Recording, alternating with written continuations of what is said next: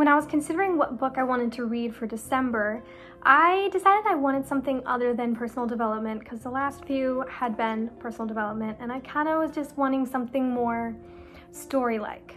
So I looked through my bookshelf and I found this one, Behind the Scene by Larry Lichtenwalter, but that's probably German, so it's probably more like Lichtenwalter or something.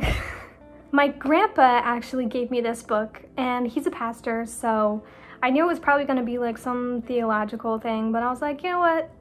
I've always been intrigued by the story of Esther and has some questions about it too, and I'm going to have to read this book at some point, so might as well. And I was pleasantly surprised. He addressed a lot of the things within the story of Esther in the Bible that had bothered me, and he brought out a lot of the cultural context of the time in which the story took place that made a lot of things make more sense. The main premise of the book is surrounding a thought that I hadn't considered, and that is the fact that Esther and Mordecai hid the fact that they were Jewish for their entire lives until Esther was queen and the Jews were facing extermination, really, and they both realized that they needed to stand up for their people. They couldn't hide the fact that they were Jewish anymore.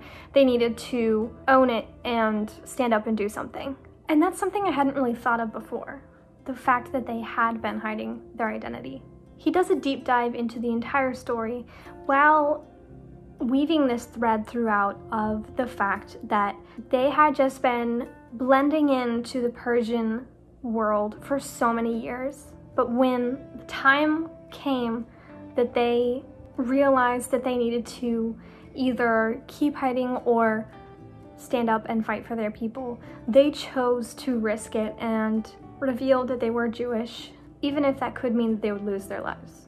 And that was really convicting for me as a Christian, because it's so easy to just kind of want to blend in and not be upfront and make it obvious that I am one, especially with our cancel culture these days and how sensitive the environment is to feeling like someone standing up for their beliefs is oppressing someone else who doesn't believe the same way. And it's very difficult ground to tread on, because no matter what you do, you can be labeled as oppressive, and it's honestly kind of scary. I don't want to speak up about things because I don't want to get into one of those situations and have someone label what I've said as hate speech. So it's much easier to just stay silent on things.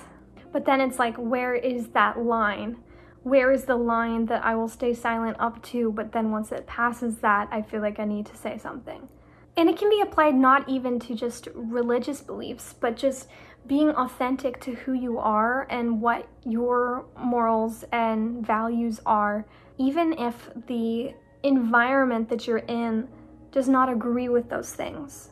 Are we willing to stand up for what we believe and be true to what we believe, even when everyone else is going against it? And that can be as simple as just not participating in gossip. Like, if you think it is wrong to talk about other people, but everyone else in the friend group is doing it, it can be really hard to be the one who speaks up and says, hey, that's not very nice. Can we not talk about them like that?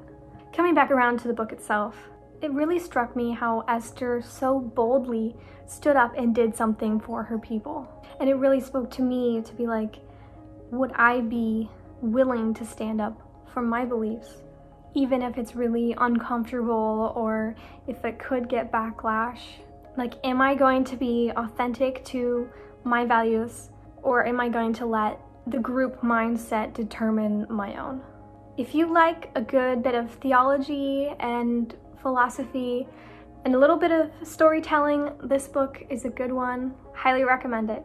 I honestly did not think it was going to be that interesting, but it was, and it kept my attention, and I probably will read it again. I'll try and see if I can find it anywhere. It's not like a widespread book, so I don't know if I will be able to find it, but I will put the title and the author's name down below, and if I find a link, I will include it there as well. Thank you so much for watching, and I'll see you right back here next week.